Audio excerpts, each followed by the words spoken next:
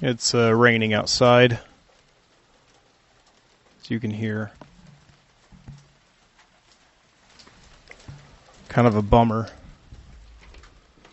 It sounds nice, but I wanted to sit outside and do a show tonight. Yeah. Maybe I'll just stand here at the door.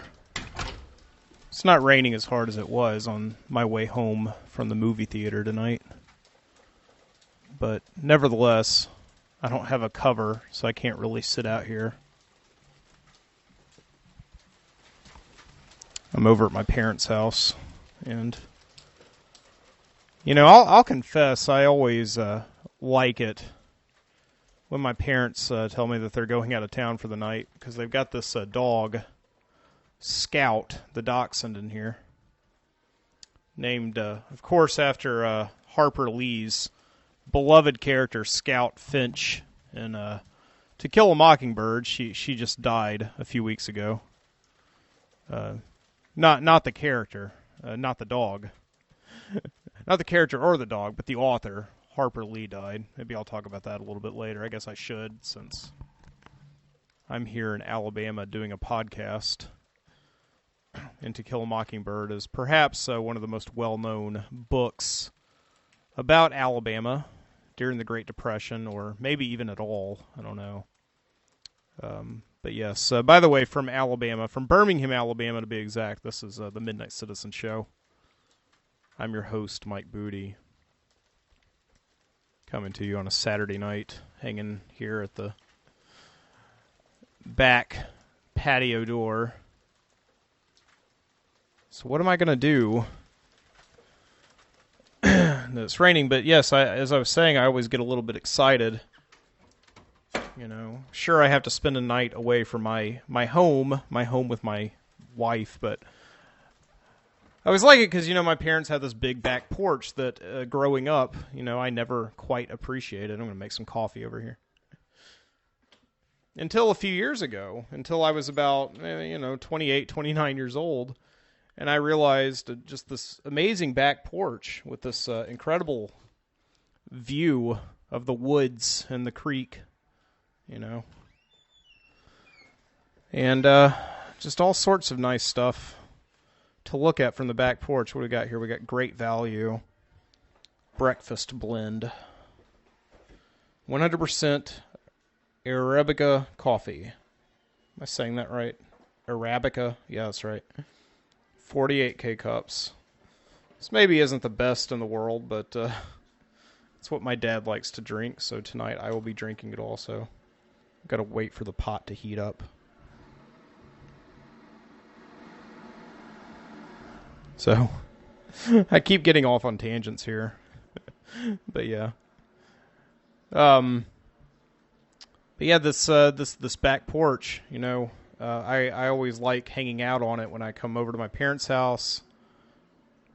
Like set up the computer, watch some YouTube videos, maybe some old Joe Bob Briggs, Monster Vision, or drive-in theater on a Saturday night. I love that stuff. It's great to unwind after a hard day. And on the back porch, but tonight, of course, when it's raining, I can't do that, so the fate would have it. I was looking forward to sitting on this back porch and doing my podcast and drinking a cup of coffee. I have a cigar.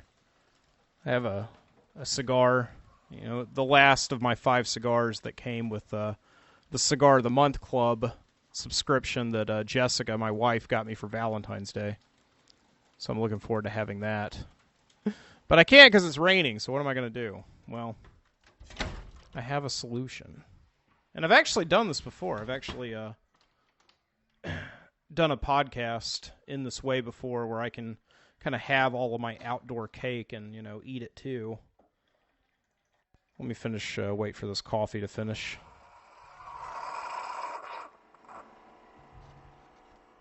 There we go. All right. Let's move through the kitchen here. Yeah. Walk down the stairs into the basement. I was terrified of this basement when I was a kid. And open up that door. Yeah, let's open up this garage door. And, yeah, if this were a film right now, this would be a grand moment, you know?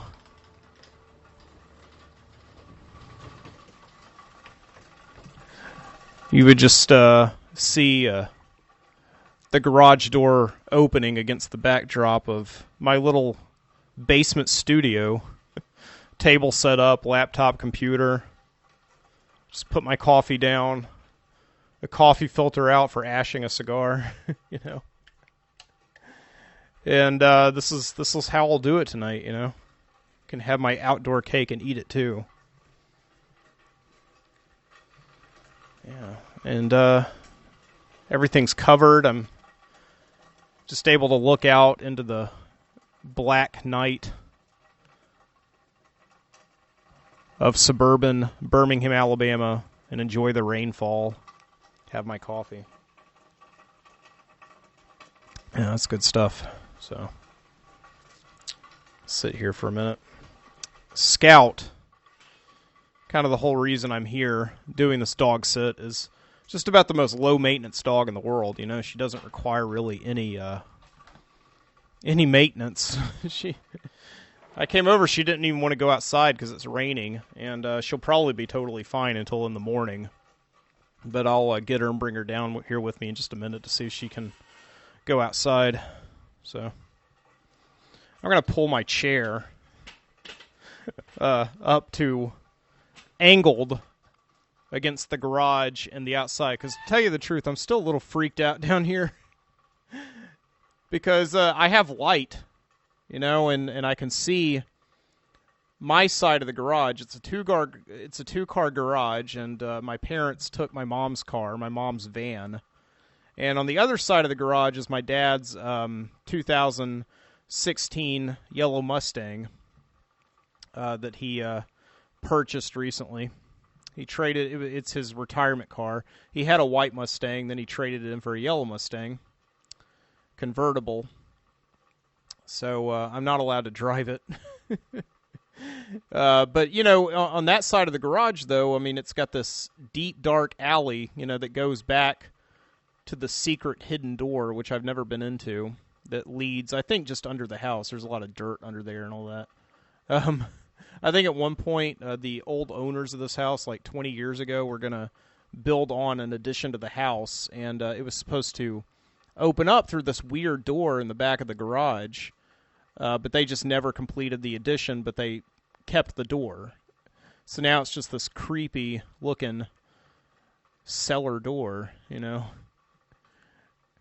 shrouded in all this blackness, where there's a bunch of power tools and old abandoned toys, dolls with one eye, you know. I'm not trying to sound like dramatic here, but that's really it. So I decided right now I'm angling myself, you know, to the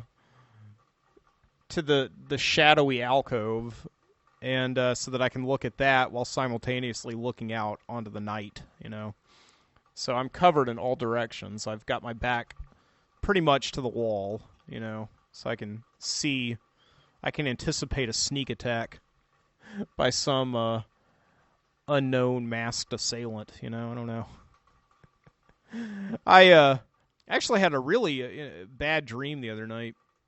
It was one of those nights, you know, where you just have recurringly bad dreams, and I usually get those when I'm pretty stressed at work. You know, I've got like bosses breathing down my neck. You know, I'm lacking confidence, or I drink a lot the night before, and then I pass out. And I think you know, the other night, the latter was more like it. I've been under a lot of stress at work, but I don't want to get into any of that. You know, I'm always under stress at work. So yeah, I just had like a series of horrible dreams, and one of them, see, that kind of scared me because like a light, and I know it's a timed light, just went out behind me. Kind of creepy. You know, there's just some things you never get over. Just being in a big house alone on a rainy night. It's just something that you're programmed to be afraid of on some kind of basic level. I don't know. But yeah, this nightmare I had the other night, I was just in a house and I was with a bunch of people, like kind of college age people. There was like the jock and there was the nerd, which was really just the jock with glasses. He just kind of had that body type, but because he had glasses on, he was the nerd, There was the sorority sister, the shy girl, the dangerous prankster. And it was just raining like crazy outside. It was, a lot rougher than this, and it was storming, lightning and thunder. And all the lights were kind of gradually going off in the house, just shutting down one by one. And, just looked out into the landscape, and just a shock of lightning lit up this bulky, stock still figure that I guess was like a masked killer or something. I don't know what, but it just shook me awake.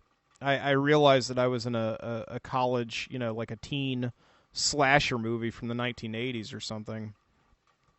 And I've watched those movies from time to time. I always kind of watch them with with my friends, like joking, just having a good time, because we're removed from the situation. But if you're in something like that, I bet it'd probably be pretty scary, just trapped in a house with a bunch of stereotypes, and some killer is lurking outside in the rainy night. Who knows? That was kind of scary.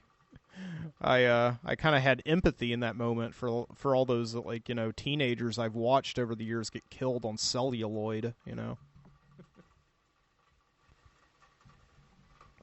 So yeah, it's just but all's good. All is very nice. Tonight it's really nice weather. I was actually somebody posted on Facebook earlier today from Birmingham. They said that 23 years ago today, March 9th, 1993, or March 12th, 1993, rather, was the day of the big winter blizzard in Alabama. That year, people still talk about it. It was one of those years we were almost to the spring. It had been very warm. And then just suddenly, literally overnight, we got blanketed with like 18 inches of snow. Like, I could just remember looking out on the side yard, the one that I'm looking out on right now, and just seeing it just blanketed in snow, and all the dead trees were just, all the trees with the leaves gone, were just covered in it.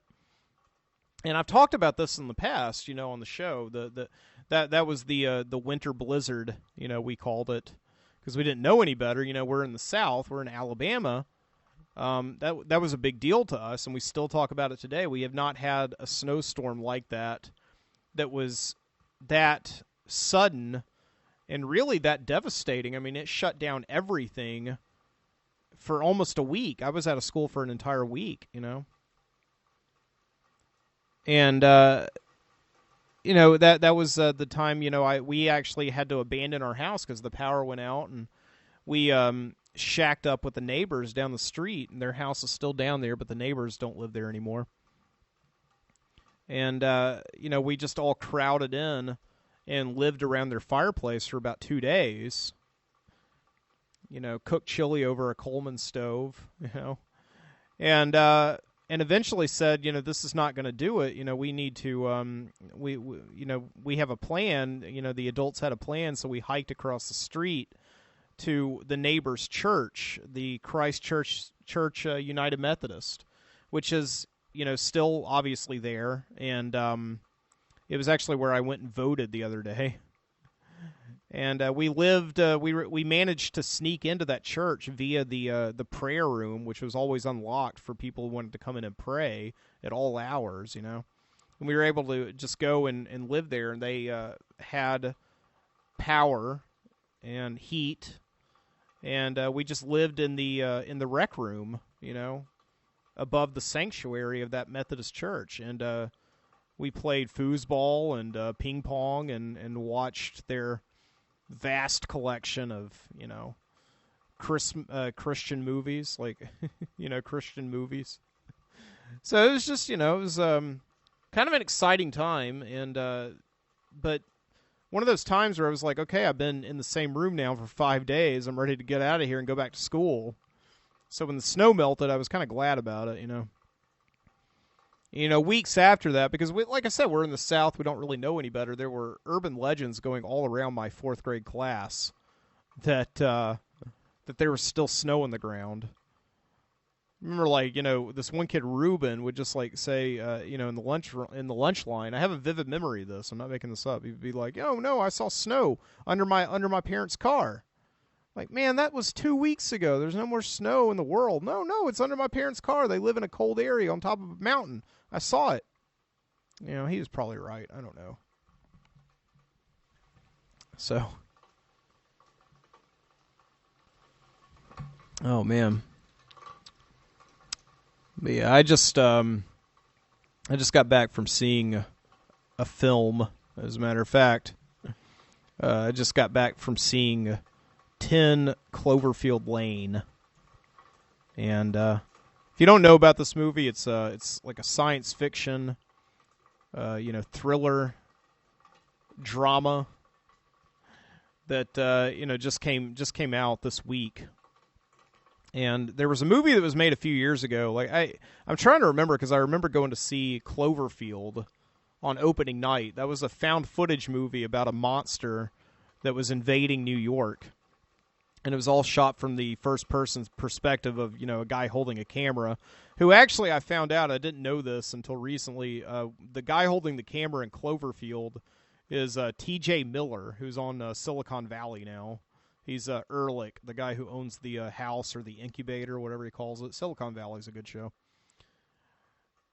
So, I went and saw this movie on opening night, and I think it must have been about 8 or 9 years ago. I mean, it was a while ago that movie came out. But I went and saw it at a midnight show. That was around the time I was living in the house with the 3 other guys, and I think 2 of us went and saw it, Hunter and Jason. And now, all these years later, this movie comes out. And, it just came out, very suddenly.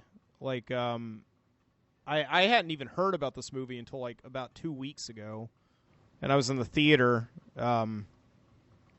coming out of another movie, and I saw the poster for it. I was like, hey, is that anything like that Cloverfield that came out, 8 years ago?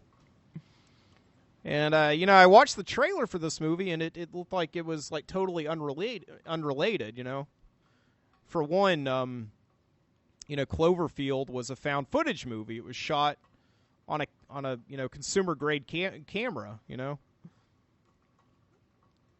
and this movie is just a traditional what do you call them? Regular movies, I guess. They just took a camera and they set up some lights and they shot the actors reading the script. They weren't reading the script, they were acting, but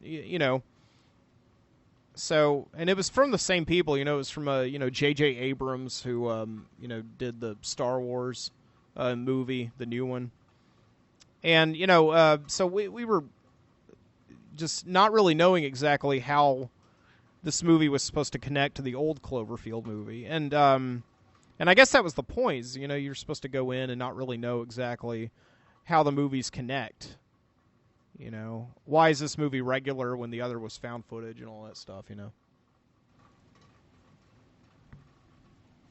So, we just, so I actually went and saw it with Jason. I saw the first Cloverfield movie with Jason, and this time Josh joined us. And Josh is a good friend of mine, I've been friends with him and Jason, for quite a while, So we went and saw this tonight, and it was a pretty good movie. I have to say, I would definitely file it under the category of pretty good movies that I'm never going to see again.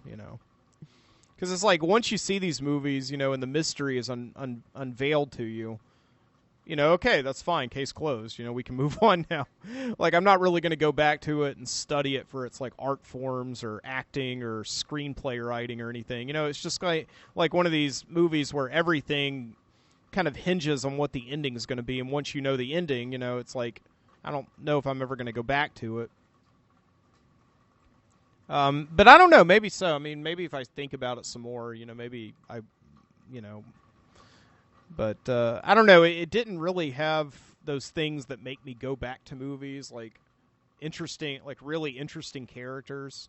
You John Goodman's in it, and I love John Goodman. He was in that movie Matinee, which had a bunker in it, had a fallout shelter in it, and coincidentally, this movie does too. So he's like, it'd be like a new genre movies. John Goodman fallout shelter movies. I don't know. So. So I don't know. But, overall, though, I mean, I would definitely say if you're into, like, sci-fi thriller dramas, you should go see it. I'll try not to spoil anything. Essentially, the lead character is a girl, and she breaks up with her boyfriend, and I guess she's going back home. Like, the first 5 minutes of the movie are kind of in absolute silence, and they just are over music, and we're led to believe that she's just disillusioned with her life in the big city, and she hates her boyfriend, so she's going back home. And then she gets run off the road by somebody, and the next thing she knows, she wakes up, and she's, like, in this bunker, and she's chained to, like, a pipe. So it turns out that John Goodman is, keeping her hostage, and he says that the world has been destroyed, like they're in the middle of some kind of a nuclear war, the air is unclean, and he's a survivalist who's built this underground shelter just for himself. But it turned out that, he was driving down the road on his way to get in the shelter, and he saw her laying in the ditch after she had gotten in a car accident, and he couldn't just leave her there, she appealed to his humanity. So, he picks her up and takes her to the shelter, and there's another guy in the shelter, too, who happened to, like, bang on the door at the very last minute, appealed to John Goodman's humanity, and he let him in, too. So it's the three of them in the shelter kind of waiting out the apocalypse, and that's like, the premise for the movie. And, beyond that, there's some pretty good, interesting twists and turns. Like, you're not really sure, first of all, if the story that John Goodman's telling about the air being unclean and the nuclear holocaust, you don't know if all that's just pure bullshit. And you're led to believe that it is because he's just kind of insane. Like, I mean, okay, she's safe, that's fine. Why do you need to chain her up? Stuff like that.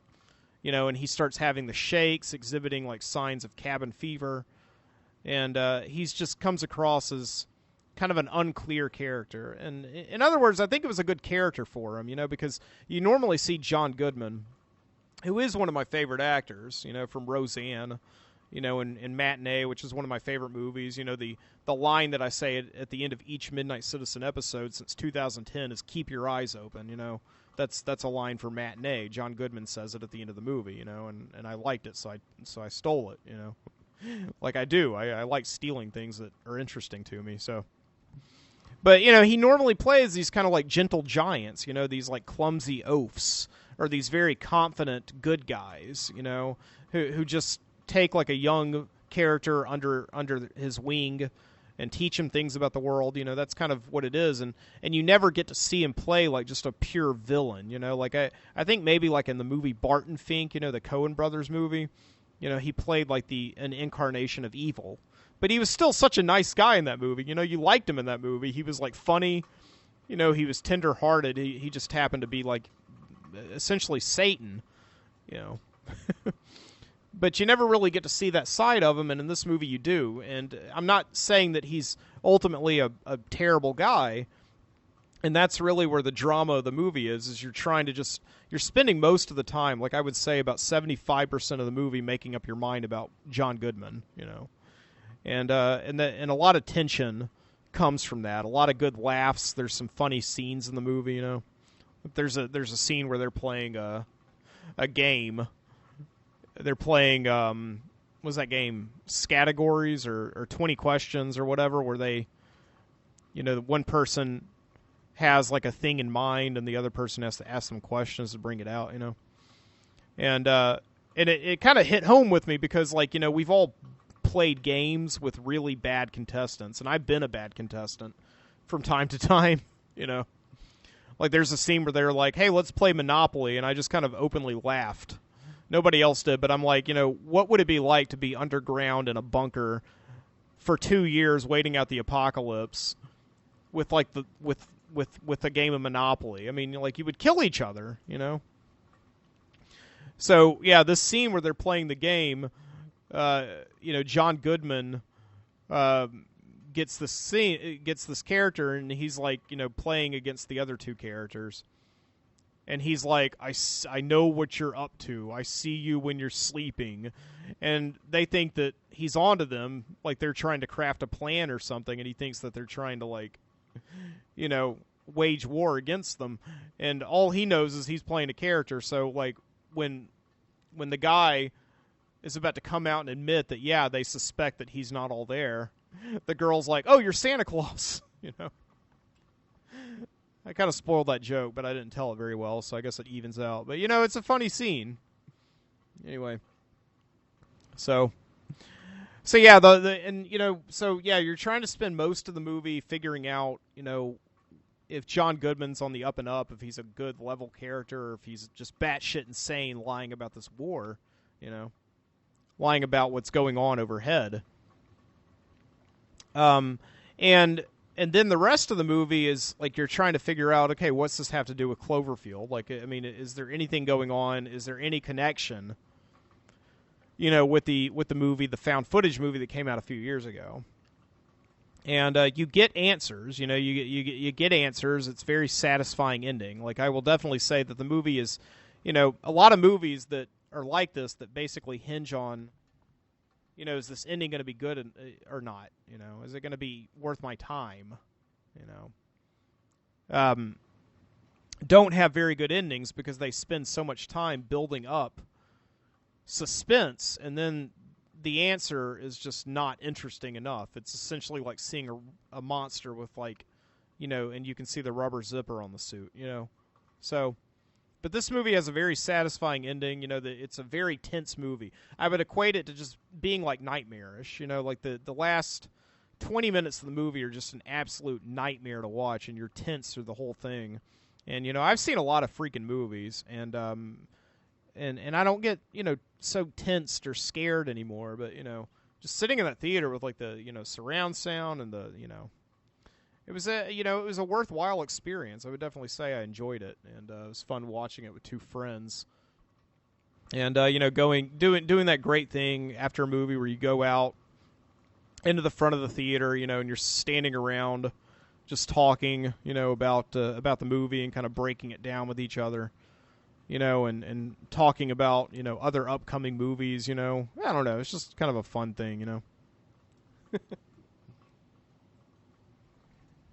This coffee is actually not that bad, you know. In fact, it's pretty good. And I'm going to do this. I'm going to go upstairs, and I'm about to get Scout, the dog, and see if she wants to go outside or something. I thought I had a coffee filter before to ash a cigar in, but I did not. So I'm going to get one of those. Or I'm going to get one of these bowls. I probably need to feed the dog, too. That may be a good idea. I'm coming across as like a terrible dog sitter. Scout. Oh, look at that. So it got lost in spaces on the TV. This is another thing I love about my parents' house is they've got cable. And there's a really good channel on cable that I always put it on. It's called Me TV, you know. And Me TV is shows a lot of, you know, kind of, it's basically like TV Land in the 90s. It just shows a lot of old shows, you know. It actually shows Svengoolie. You know, Svengoolie, of course, is he's a horror movie host. You know, he's a monster show host. He dresses as like a ghoul and does kind of corny jokes of the break, and he'll have on guests, you know, from B movies and stuff. So, but I missed him actually because I was at that movie. He comes on kind of early in the night, you know, for a horror movie host. He comes on about 9 o'clock, you know. So, but I didn't get to see him. I think tonight he was showing a I got home and saw like the last 20 minutes of it. He was showing Frankenstein Meets the Wolfman, which I've never seen that movie. That just sounds like a title that you've heard so many times in like a satirical context. Like, yeah, Frankenstein Meets the Wolfman, that you're not sure it's an actual real movie, but apparently it is. So, come on, Scout, go outside. She's like refusing to like go out to the rainy night. See, I love this effect here of like, looking into the street and everything's black, but there's a street light about 300 yards down the way, and it just lights up the night in such a beautiful way and just kind of gives all these trees perfect silhouettes. It's, I don't know, it's neat. I wish I could paint. So that would be like the first thing I would paint. I have all these things like that I want to be able to paint, but I don't have any artistic skill. Like I want to be able to paint scenes of nighttime suburbia, like gas stations with halogen lights, and people hanging out outside drinking big gulps and talking about what they're going to do for the night. I want to paint like, interiors of video stores. Like where a kid is leading his parents around the video store and trying to pick a movie, trying to go home with that one perfect videotape, and waiting for his parents to walk away for a second so he could like traipse down the horror movie aisle. I want to be able to paint something like that. God dang it. Why can't I have any artistic talent? I don't know.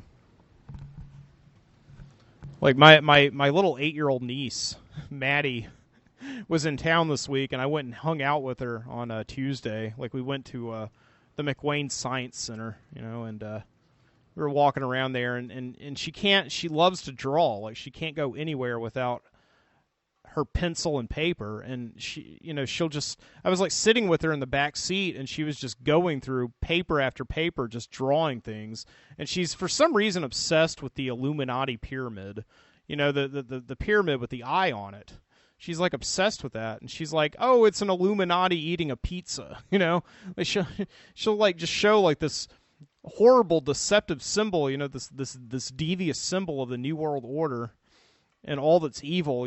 Like the rich people stacking the chips against the poor people, and she'll have it eating a pizza. So I guess it's satirical, but I don't know. But she just her drawings are not very good. I'll admit it. I mean, she's 8 years old and she's finding her talent, but nevertheless, she's not afraid to try. And I don't have that in me. I'm terrified to try something.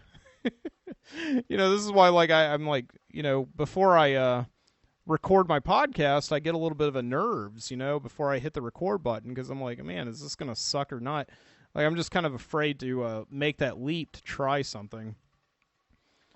And I guess I could do it with podcasting and writing, to a certain degree, because I guess it's just kind of easy to do it for me, And if I mess up, I could always hit stop, or I can delete what I just wrote. But painting is a lot harder because once you get into painting, you got all your oils and pastels on that canvas that you paid a lot of money for. There's really no going back. You have to like take your mistakes and turn them into success right there in front of you, and that would just destroy me. Like I would not be able to have that kind of discipline to just look at a mistake and know that, okay, I have to, it's on there, the paint's dry, I'm going to have to like do something with that now and turn it into something that looks good, Or I guess just paint over and start again. I'm not sure. How much is a canvas? I don't even know. And they look kind of expensive, But where did my dog go? I don't know. She's around here somewhere. I just saw Scout under my chair, and now she's vanished. I'm sure she's... Scout! Scout! Yeah.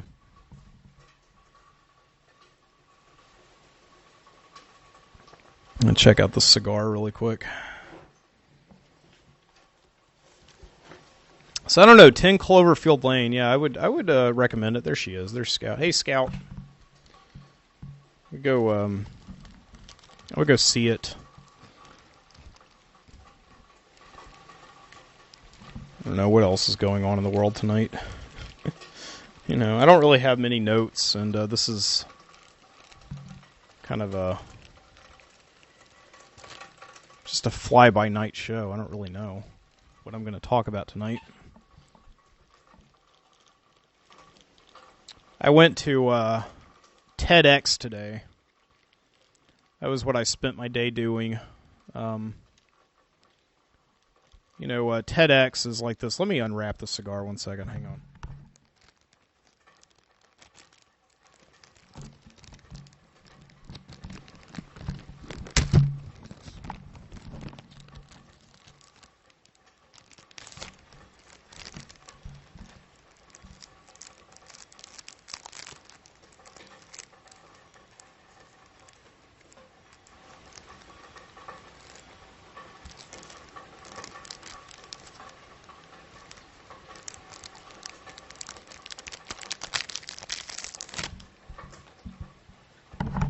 It's a torpedo cigar. I don't necessarily like these torpedo cigars as much. I just don't like the ends of them, But I don't know what brand this is. I've never seen this before. Like I said, this is a Cigar of the Month edition. Jessica, for Valentine's Day, signed me up for a three-month subscription to the Cigar of the Month Club, so that was really great of her. And they send me 5 cigars a month. And this is the last cigar of this month of February. And I should get another shipment in like next week, I think. CYB, a SIB. I don't know what a SIB is. I don't know that brand. But the label is blue with a red logo, so it smells pretty good. It's kind of sweet, and it's a dark color, and kind of sweet, kind of like those acid cigars. Almost like those kind of chocolatey cocoa acid cigars, which I don't really like as much. But a cigar is a cigar. I always like trying new cigars. So. But yeah, I went to TEDx today. Attended that event. And TED, if you never heard of it, you may have listened to like NPR or something. It's these TED Talks, and TED Talks are, first of all, the acronym TED stands for Technology, Education, and Design. And there's TED Talks normally that are organized by the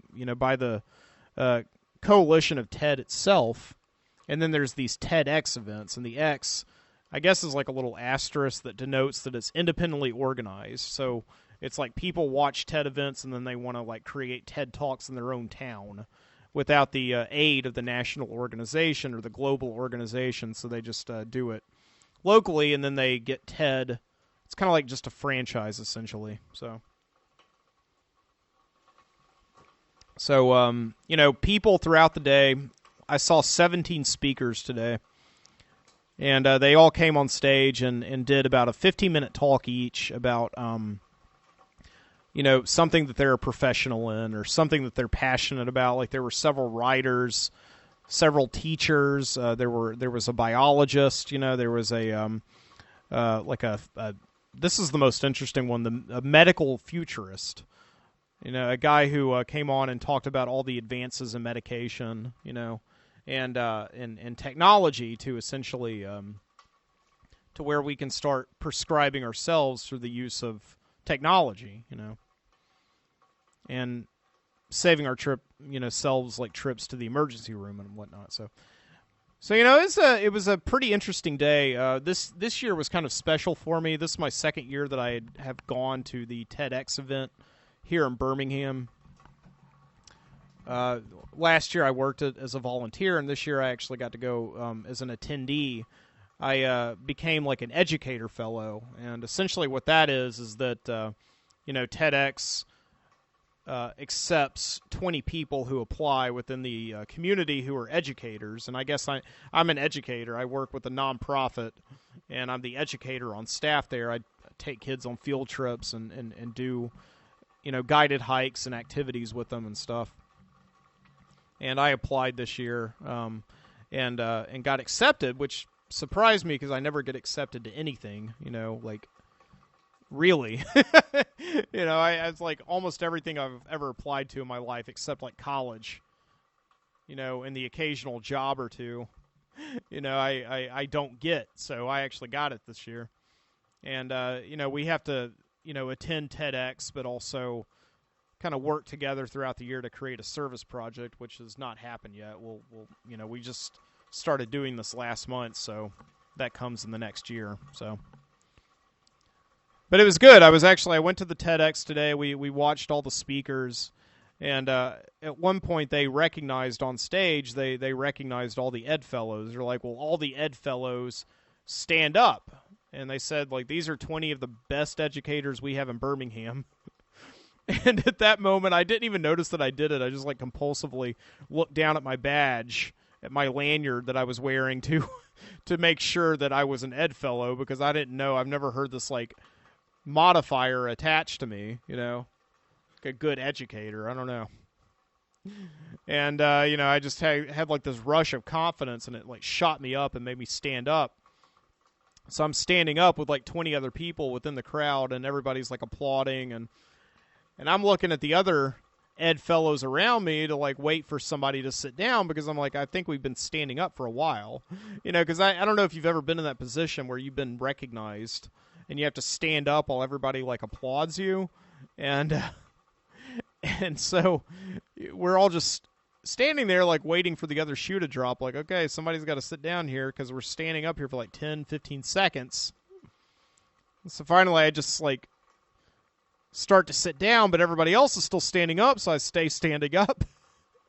And then I just like wait for the applause around me, just the slightest amount, almost like you're waiting, you're listening for rain to let up, just the slightest little bit of applause to drop around me, and then I started to sit, and then it all started to fall off. So, that was an interesting thing. That's never happened to me before, they used to have those award days, at the end of high school, where you would come into the gymnasium at the very end of the year, and they would give everybody, like, awards, like, honor them by name and give them like certificates or medals or something. And, they would never, I would never get one of these awards, and it just never happened to me. You could get, the academic awards, which I never did anything amazing in academics, or they would give the sports awards, and I never did anything amazing in sports, or, so on and so forth. But 1 year, I actually was recognized, and it was one of those things where I would get a certificate. I would come up while everybody applauded, walk up to the very front, and receive my certificate for being the most improved student in history in the 10th grade. But I was absent that day. I had like, I had like a bad flu at the very end of the school year, and it was the one time I would have been recognized. And I was sick. And my mom told me about it later, and she brought the certificate home to me. She said, Miss Bishop, Miss Bishop was my history teacher, was so proud of you. At the very beginning of the year, you had D's, and you came out of it with A's, and so in history class, So, yeah, that was really honestly, I'm 33 years old. That was the very first time I've ever been, like, honored in the middle of the day. But these TED Talks are pretty interesting. Sometimes I have, like, conflicting emotions about them because a lot of them can be very good, like, full of people who are very passionate about what they do in life, and they want to inspire you to make change, and the whole slogan of TEDx is, ideas worth sharing. But once they're done, it's kind of up to you to take what they've said and apply it. Like, there's so many great ideas. I want to, like, apply them. I want to go out and change the world, and, like, and I think that, like, the best TED Talks are the ones that make you feel a little bit guilty that you're not already like doing what these people are advocating. Like, for instance, today there was an educator who gave a TED Talk about working with critically at-risk youth, And these are like the at-risk youth who are like if not, educated, if not worked with very closely, not as a face in the crowd in like the overwhelming public school system, they're going to turn violent. These are the people who are going to rape people or go to jail, like get on death row. I mean, like if they're not intervened, these could be very dangerous people, and it is within our means to really take them on and work with them. And I'm sitting there as like this, this guy. I've never really even thought about the idea of critically at risk. Of course, as an educator, we always hear about at-risk youth, the kids who have broken home lives, parents like who are divorced and, and their family situations are very screwed up, and they act out in class. They have like hyperactive disorders, just all these like maladies, social and emotional and otherwise. And those are the at-risk youth, but the critically at-risk are the kids who are like 12 years old and they have a kid, for instance, or, they've been like gang raped or something, just like these are like the really absolute dregs of society that most systems, be it the criminal justice system or the school system, write off. And, here's this educator. She's up there giving the TED Talk on the stage talking about all these kids she's worked with and these, lives that she's helped change. She's gotten them into occupational therapy, gotten them jobs, fostered in them a love of learning and reading. And then she leaves the stage and everybody's clapping, and I'm just like sitting there feeling like a piece of shit because, like, I don't even know like how I can, work with these, kids, and I don't even know if that's my mission in life, But if I'm sitting there and I'm a teacher and I've embarked on a life of education and a career of education, then I should at least be thinking on that level. Like it's almost to the point where that's fantastic that you work with a bunch of kids, but are they really kids that need the most help? So it just kind of gave me this feeling of guilt. Like maybe I'm not challenging myself enough in life. I don't know. And it stayed with me, it still stays with me. It's a tough thing to live with this knowledge that no matter what you do, no matter who you help, there's always going to be somebody out there that needs more help, Or there's always going to be something out there that, more that you can do. It's like the end of Schindler's List, for God's sakes. Where he's like, this watch could have bought 3 more lives, It's, God damn. Terrible thing to think about, on this Saturday night. Sitting in this nice warm basement, watching the rain fall. And in any case, there it is, I don't know. I don't know if I'd ever be able to get to that point. Another guy that was very interesting, and I wasn't anticipating to be like interested in this TED Talk today. There was this biologist who came on stage. This biologist at UAB, the University of Alabama at Birmingham,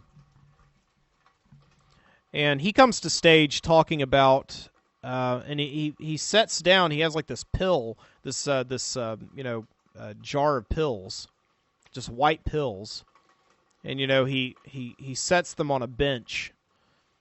And then he's talking about these pills, and he's like, these pills have been proven to lessen the aging process, cure these typical maladies that are associated with aging, such as dementia and Alzheimer's and heart disease. And he's like, but with any medication, there's side effects. And he said, and the side effects of this particular medication, these pills in this jar, have been proven to lower the risk of cancer in most adults, as well as diabetes. And he said, and best of all, these pills can be bought for under $5.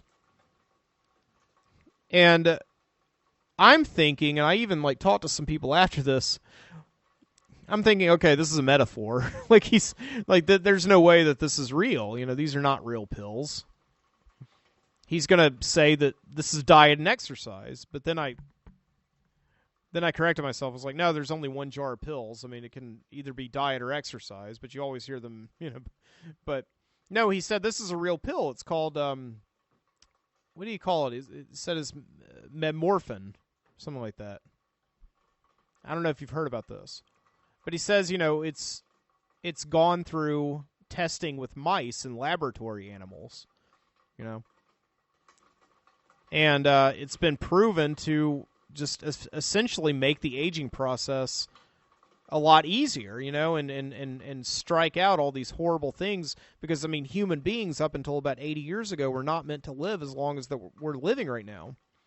And with advancements in medicine, we're going to continue to, live longer lives. And these pills,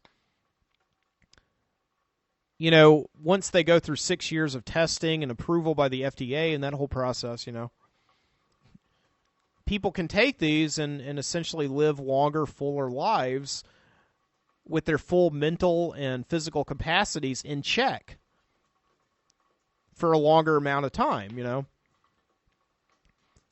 And his whole point in getting to this is the fact that we have these social constructs that we've made for ourselves, these ideas of being a child and being a teenager, going through a period of education and then having a career, and then after that we retire and we don't do anything except essentially collect Social Security, and wait to die. And that's the period of our life that we get these horrible diseases. And he's like, hey, listen, okay, so if we're going to, as a society, accept the fact that there's this pill now that can lessen the effects of aging and allow us to have longer lives with our mental and emotional or our physical capacities in check, then we need to earn that. We need to earn these pills. And he said we need to break down these social constructs of what it means to retire.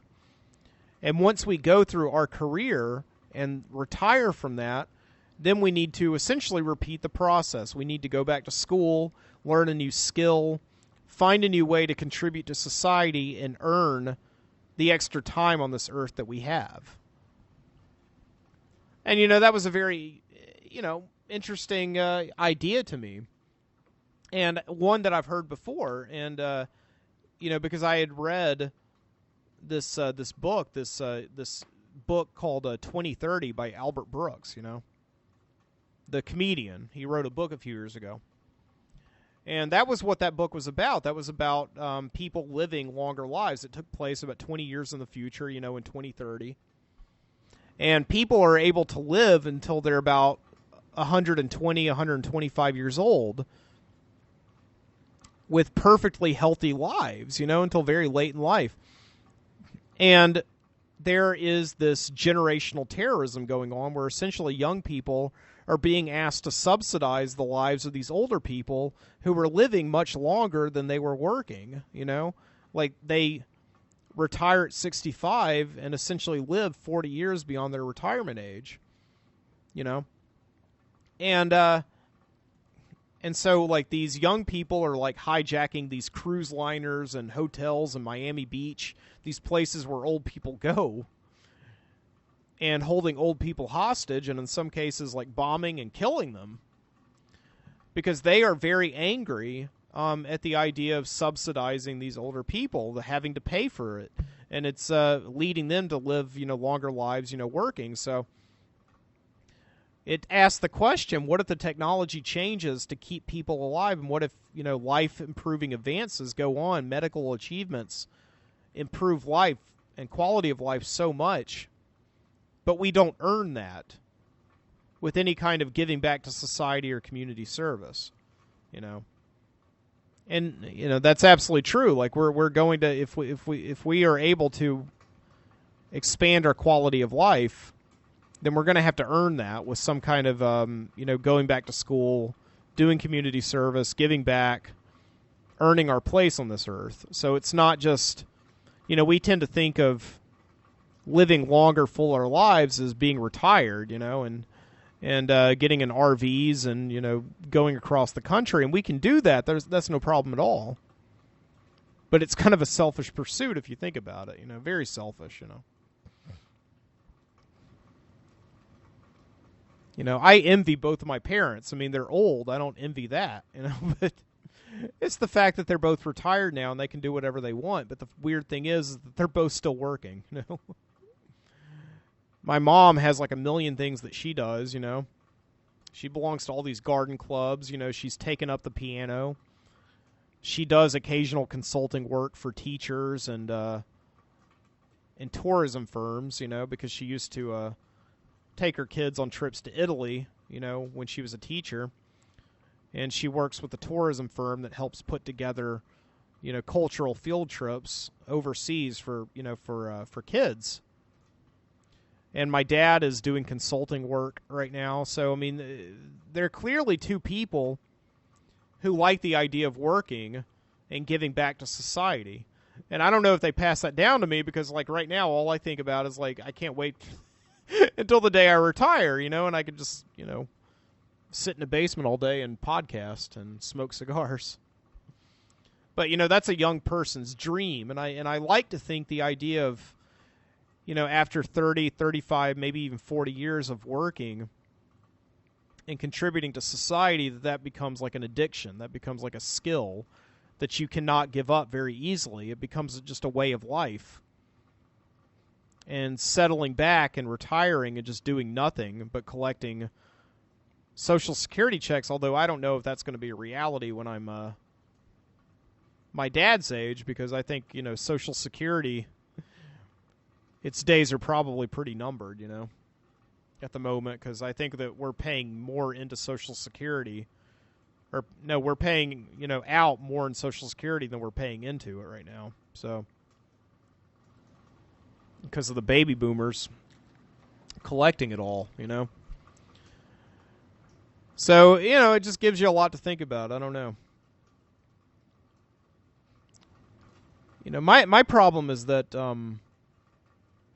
I tend to slack a lot. I tend to slack off, like a ton, I tend to, sit around and, drink coffee or drink beer and, watch TV or read books. And I go to sleep every night, wondering, what have I really done today? What was my kind of chief goal? Did I achieve that goal? And I guess I don't set goals. I don't know. I tend to think of that as kind of a day people thing, getting up in the morning and just, setting a goal for the day. But it is true. I feel a little guilty if I go to bed at night and I haven't done anything with my day, So...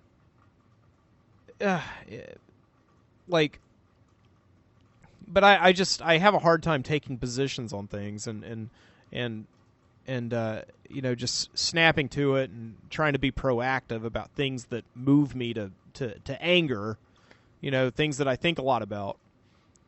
I'll give a perfect example right now, this whole Donald Trump thing. Everybody's mad at this Donald Trump,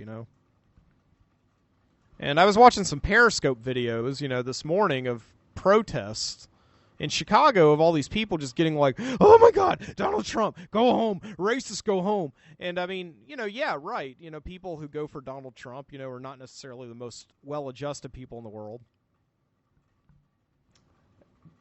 But I don't have the kind of personality that can move to this point where I'm taking bullhorns and I'm going out into the streets and yelling at people for a cause. I just don't know if I have that personality. I don't know if I could ever be that kind of person, I have a hard time taking positions with things, even if I'm passionate about them, because I just ultimately like to move on with my day, accomplish things, take the dog for a walk, go to work, do what needs to be done there. And then at the end of the day, just come home, having been satisfied that I contributed to society during the day, Like, I have a hard time just taking positions actively, like actively exhibiting and manifesting my political stances. You know, if it's beyond what is essentially required of me throughout the day. You know? And I don't know if that's a good thing or not. I've been talking with my wife about this lately. Like, is that a good thing? I don't know. To be indifferent. But I'm not indifferent. I have positions about things, and I have opinions. God knows I have opinions. But at the end of the day, like, I mean, is it good to go to sleep having not done anything to show them? To move to action? I don't really know. You know? I slack at the end of the day, but it's not like every day is a waste, you know? Like, I do things. I go to work, I contribute, you know, I get a paycheck at the end of 2 weeks, and, you know, I'm nice to people. I'm not mad. I mean, you know, if somebody cuts me off in traffic, I don't honk my horn. You know, you see people all day long that just honk, you know, with their horns, getting mad for things that 2 seconds later are out of their minds totally, you know.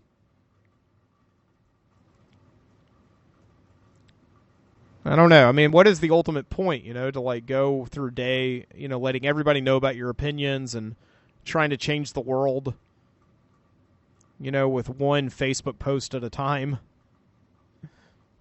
Or is it just to ultimately like keep quiet and trust that things are going to change? I can guarantee you that, like, that if I were to say that to any of those TEDx speakers today, they would say, no, you have to jump in, you have to do something, you have to exhibit your passion and move to action and mobilize, you know, and organize. But I just don't know if I have the energy, you know. I just don't know if I have that, like, kind of drive, you know, that passion. Maybe I will someday, I don't know. You know, I do this podcast, and kind of like the romantic notion of talking into a microphone is to move people to action, you know? It's to like be in front of people or be behind a mic in a dark studio, you know, emoting people, you know, getting them to feel something and getting them to do something. Like in the movie Pump Up the Volume, you know, that... You know, Happy Harry Hard-On, you know, Christian Slater is really mad at the school system. He's mad at that they're kicking kids out that are slightly different, you know. And so he creates this radio show to move everybody to action. He's like, find your voice and use it. You know, it's a very romantic idea of what you do with a microphone and a radio show and a transmitter, you know. I ultimately don't know if I want to do that. You know, I don't think like that's really the point. Like the point of the show is just to kind of get my opinions out. And then maybe if you do something about it, that's great. But I don't really have like any dramatic world-changing opinions. I'm not like write your congressman. You know, Donald Trump is coming to Birmingham tomorrow. Go to this place and mobilize against him. You know, I'm not going to do that. Because, you know, it's not that I'm saying that all that ultimately has no point. It's just that I don't want to be... I guess at the end of the day, I just don't want to be controversial, you know? I like the idea of standing on the sidelines. I think that's it right there. I like the idea. I'm like a sideline guy, you know? And certainly not the coach that stands on the sideline barking orders, you know. I'm like the guy that takes the pictures, you know, or the commentators. I'm like the guys up in the bleachers, you know, who are in the press box calling the game, you know, calling the plays. I like being in that position, you know, objective. Sure, I've got my own opinions, but I'm ultimately not telling you one way or the other what to do with them, you know. I mean, all of my heroes in life, if you think about it, are like that, you know? Like I have Joe Bob Briggs, for instance, you know? Joe Bob Briggs is this guy who never really moved anybody to having a opinion one way or the other, but he was definitely sure to give you his and what he thought about it. And he was a great social satirist, a guy who was able to look at the politics of the country really a long time before anybody was dissecting how horrible PC is, being politically correct. And he was being politically incorrect, Definitely, is like this obnoxious redneck, misogynist, bigoted kind of character, to call out how absurd it is to be like that in the 20th century, And that was the opinion that he took, and what ultimately what his audience did with that opinion was their task, He wasn't at rallies mobilizing people to beat up protesters who didn't agree with them, like this Donald Trump guy. You look at like Albert Brooks, who wrote that book 2030. Albert Brooks is another hero of mine because, he's able to look at society and write interesting films about it, and write interesting books and say, this is what we look like. He's painting this outsider looking in perspective, And I like that idea. Gene Shepherd, last but not least, the great radio host who is the reason that I do this podcast, Every night for about 30 years, Gene Shepherd sat in a studio in New York and critiqued society. He looked at little things that he saw. He was just the minutia, like the way that people greet each other on the subway, or the way that people wear these, political statements on their lapels and plaster them in bumper stickers to their cars. And just notice the absurdity in that, the fact that like people just walk around branding themselves with what they're against, And never mobilized actively anybody to action, but was able to state an opinion, and what his audience did with that opinion was up to them, So, and I think ultimately, that's kind of what I do. I was sitting in that crowd today at TEDx, feeling a little guilty about, just not having that same kind of drive and energy to go out and change the world like these TEDx speakers were telling me to.